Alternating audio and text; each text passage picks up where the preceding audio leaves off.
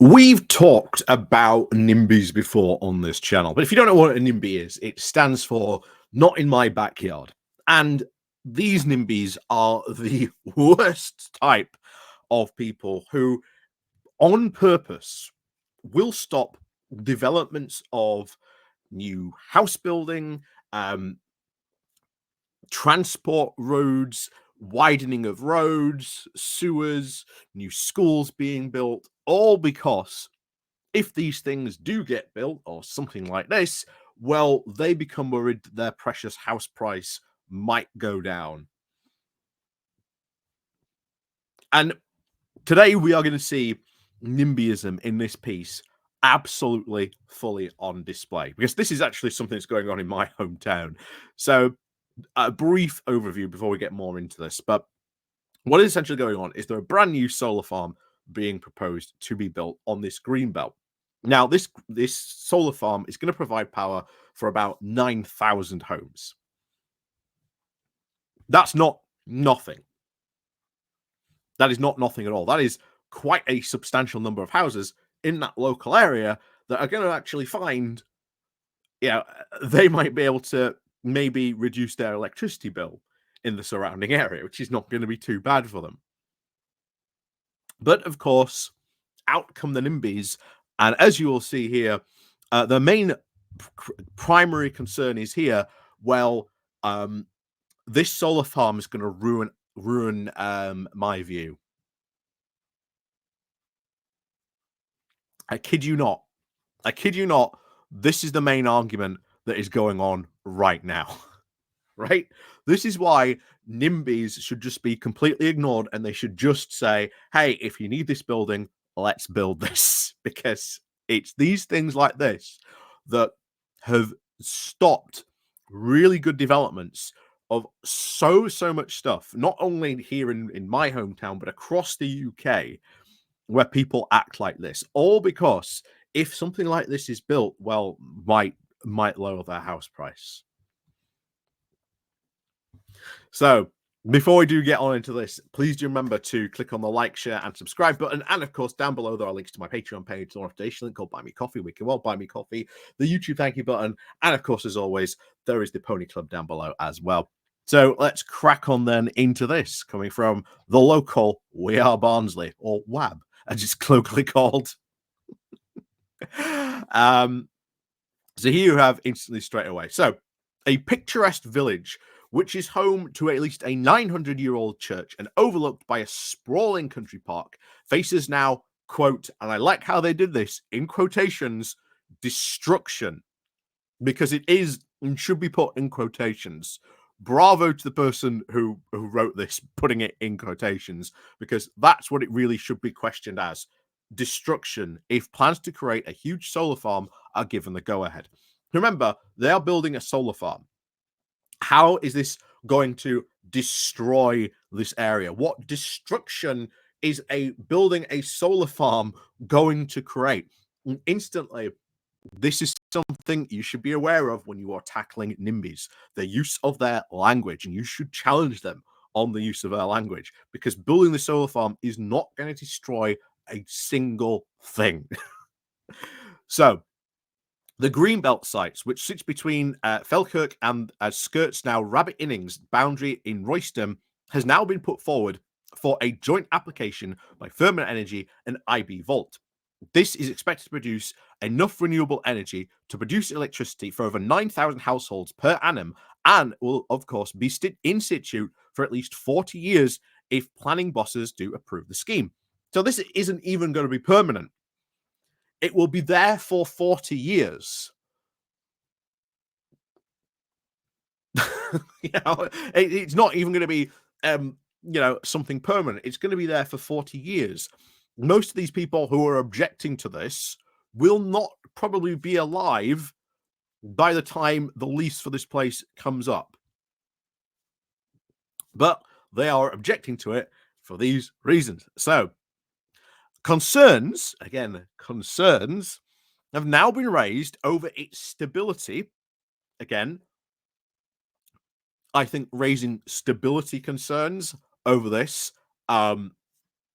pointless, because what stability concerns do you mean? Like, what do you mean when you're talking about the stability of a solar farm?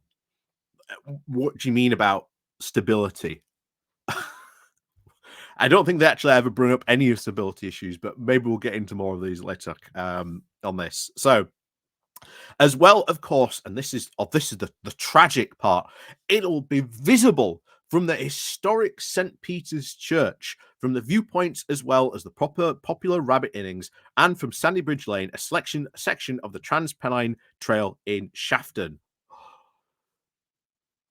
It'll be visible. The horror. The horror.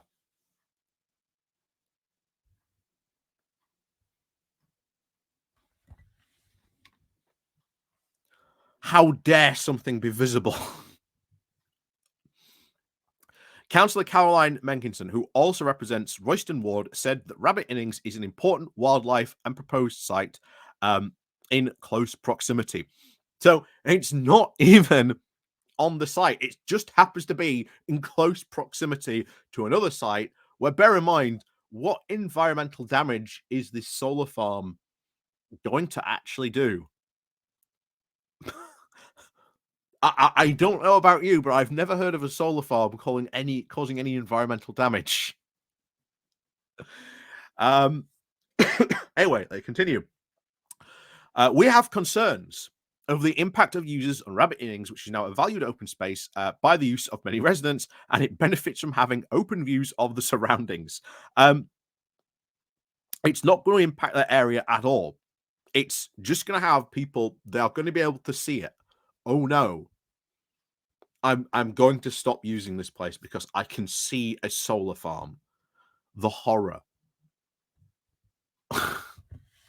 Anyway, according to the documents, the 96-acre solar farm can be seen as far away as Breley, 2 miles away, given its size. Again, oh no.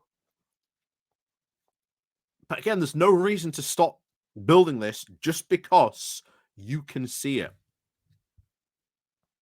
This should be not a concern at all. As far as I'm concerned, the planet should just go, we're building it anyway. Why should you be concerned about this? Oh no, you can see it from 2 miles away. A solar farm that is going to have huge benefits to the local area.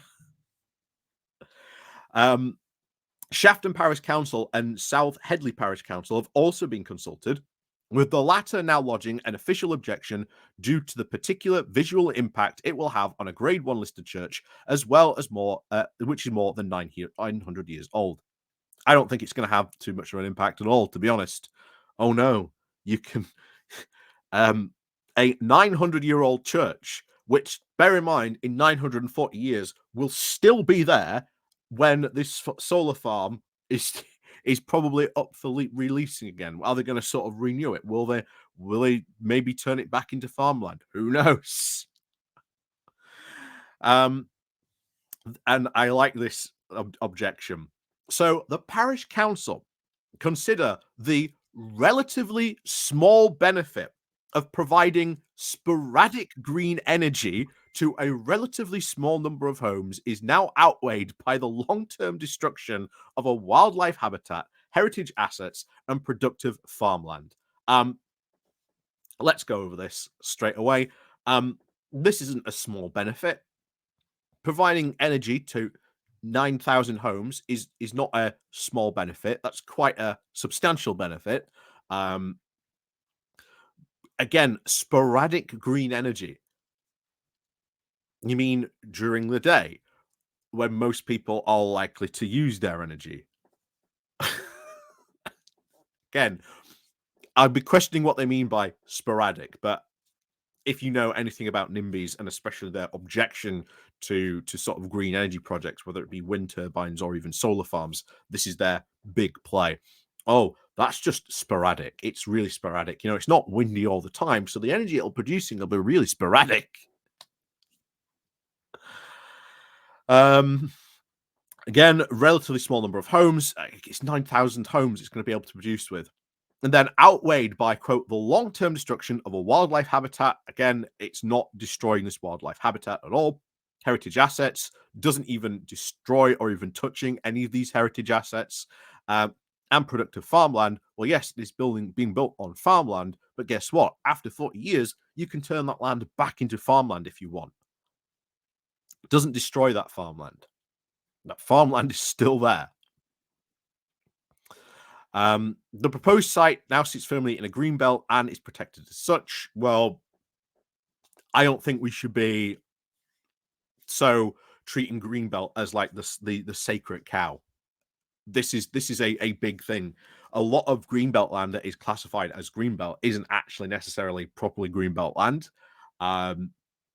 There's a really good blog about this. That was a really good video speech about this somewhere about this on YouTube. I can't remember the name of it now off the top of my head. I know Mike, who runs the Trumpton account, he shared this on his Trumpton account, but it was a while ago when he shared it. But I can't remember for the life of me what it was called now. But I think if you look up something like Greenbelt, the Sacred Cow, or something like that, I think you'd be able to find it because I think it's called something like that. I can't remember off the top of my head. So anyway, they're ridiculous. I call these objections ridiculous, quite frankly. These objects now with the countryside's natural colors, patterns, and texture. Again, oh no, we can see a solar farm. But this is how NIMBYs operate. This is their usual tactic. This is what they do. And bear in mind, if they fail here, they'll move on to the next tactic, which is trying to delay this as much as possible. There are no, of course, mitigating circumstances which could then outweigh the substantial harm it would be caused by this development. What substantial harm is it going to actually cause? Now, you've said destruction of wildlife habitat, heritage assets, and productive farmland. Doesn't destroy any of those. Now I like this final part of here. Oh yeah, this is fun as well. Neighboring areas will also suffer. Rabbit Innings Country Park will also now have full view of the solar farm from a raised elevation. They'll be able to see it. Oh no.